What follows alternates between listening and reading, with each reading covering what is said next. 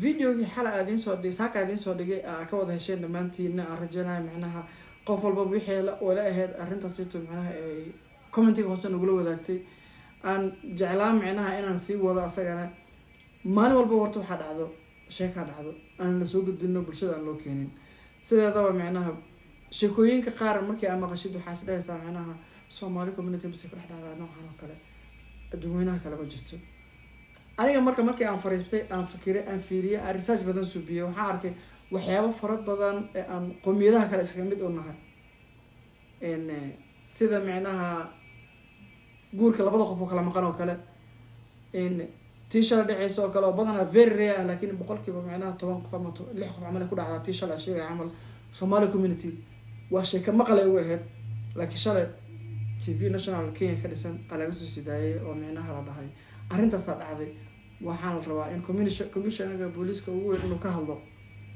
marka midda maanta ay idin soo wada iyadana waa mid shalay mid ka duwan oo dhakafaar leh laakiinse badanaa dhaco marka dadka kala maqan yihiin guurka dhaca amal meenaha long distance ka amal qof Canada ku maqan iyo qof Nairobi jooga ama qof Soomaaliya jooga iyo qof Canada jooga amal isguursado gabdhaha badan macnaha markii xagga ay guur ka soo waayaan Soomaaliya wadanka soo noqdaan wiilasha markii xag guur ka soo waayaan wadanka ku soo noqdaan marka qofka la guursanaya maadaama ay intan ay soo baxday macnaha WhatsApp kan iyo Facebook ani waxaan sawirada la isku diraayo inkastoo idinka waa maqasheen meeqa maqasheen intuu gabar soo ugu maleynayay aduq u imaatay waa maqasheen sax asayidoo la leeyahay wiil yar u shukaansanaysa oday 60 jir ay laboorka uga soo dagay waxaan filaynay ku noqotay sheekan ugu taawada maqannay laakiin se wax reality oo wadankan ka dhaco oo badanaa macnaha Somali community kana ka wada dhaco aan sheeka ahaan ku maqalnay laakiin samaanteedu reality ah idin soo dhigaya salaamu alaykum meel kasta joogtaan waa maalin labaad qurux badan sida caadada ah horseeda Soomaalida ama community-yaasha kale fara badan ani badanaa waxaan u haysan jiray in Soomaalideena ay taqaano caadada ah gabadha hadii dibadda ku maqan tahay ama wiilka uu dibadda ku maqan yahay inuu inta gabadh soo raadsado uu dhaho gabadhaasaan meenaha ka helay asagoo aan arkin abti hebel gabadh u dhalay ama habareer gabadh dhashay ama gabadhaan aan qadka iska baranay hal ii raadiyo waxaan ku ogeyn meenaha community Soomaalida hadda community kan madowga ah ee meenaha islaamka ah badanaa degan Mombasa saana qiyaasayaan sheekada inta gadaal kaga buugan doontaa iyadoo soo xil ay idin horumarinaya aniga idin fasiri doono marka waxaan tataabanayaa marka waxyaabaha muhiimka ah ku socoto waxa weeye marka gabar reer Mombasa ah iyo wiil reer Mombasa ah laakiin ku maqan dibadaha bal intaan sheekada ugu gudbin aan la wada dhageysano wax yar kadib aadin gudugala aadin fasira si fiican insha Allah. Jamaa mmoja rafiki yangu aliweza kupewa nafasi ya kupenda msichana lakini yako ngambo. Kwa kweli watu familia ikafungisha ndoa yule binti. Lakini akaambiwa wewe ukija ndo utakuja kumjua. Baada ya mwaka mmoja ameshuka hapa uwanja wa ndege. JKA. Signa Stella. Tulia nikupe story. JKA ametoka lakini atakana elekea Mombasa. Ni zile ndege za kuunganisha. Akamwambia familia nitalala Nairobi alafu nitakuja Mombasa kesho. Alifika Nairobi mkawani anakula akamkuta binti. Kuzungumza naye nini wakila na nini. Shetani ana nguvu. Shetani akalemewa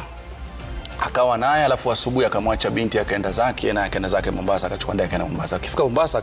akasalimia familia yake anaambia yule mke wako tuliyekuozesha alikwenda kuchukua mzigo lakini anarudi.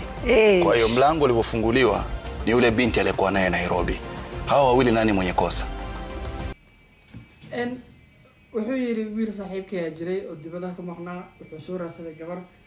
waa lagu meheriyay u dhahay shaqaas fiican fahmay su'aalaha daba taalo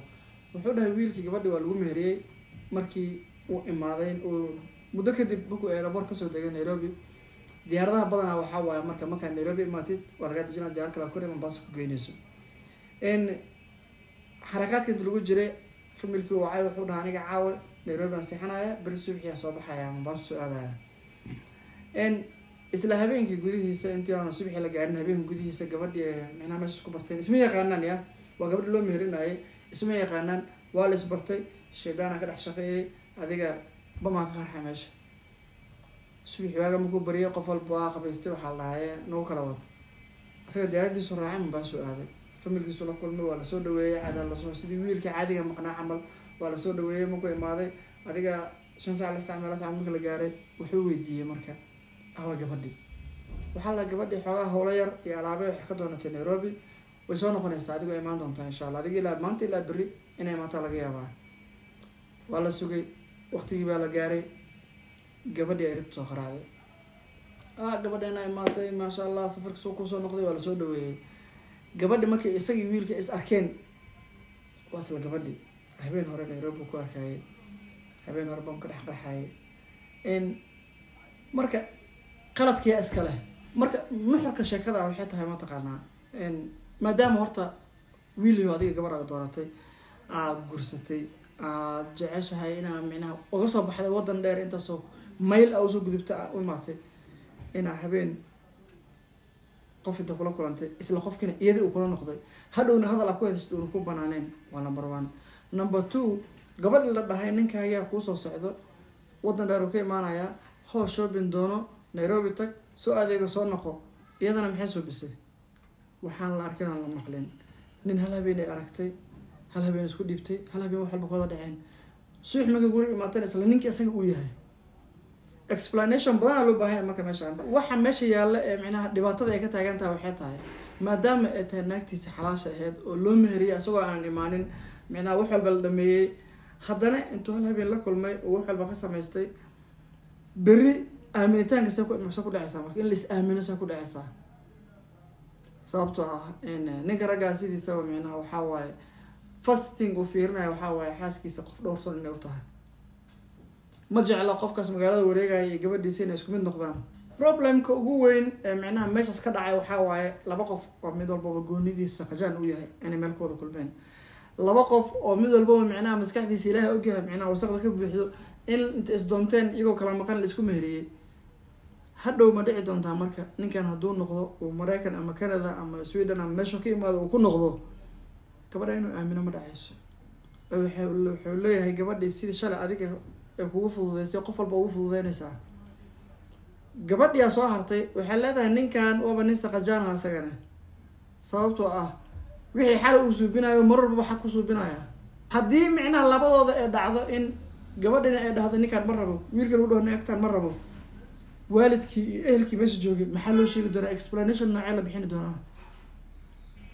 qaladka ma gabadhaa leh mise wiilkaa leh mise labadooda waa qaldan yihiin waa su-aal furan idinkeeda intaa waa barnaamijka habeen hore barnaamij daba socday isagana waa micnaha isla sheeko reality oo dhacdo real stories idiin soo qaadanayo marka mar walba aniga wuxuuna noqon doonaa barnaamijkaneeto micnaha mid taxanaa oo maalinla ah oo maalin walba waa idiin soo dhigo haddaa ka heshaana aan sii wadi doono insha Allah waxaan jeclahay marka barnaamijka noocyada camal markaan soo gudbinayo inay ugu taageertaan idinkana qof walbaba ugu xiran qof kale saaxiibkiisa usii sheer gareeyo si anigana dhiirigelin aan uga helo aan barnaamijyo fara badan idiin soo gudbiyo hadduu la yiraahdo insha Allah video xilta kulmi doono waxaan idinka tagayaa assalaamu calaykum waraxmatullaahi wabarakaatuh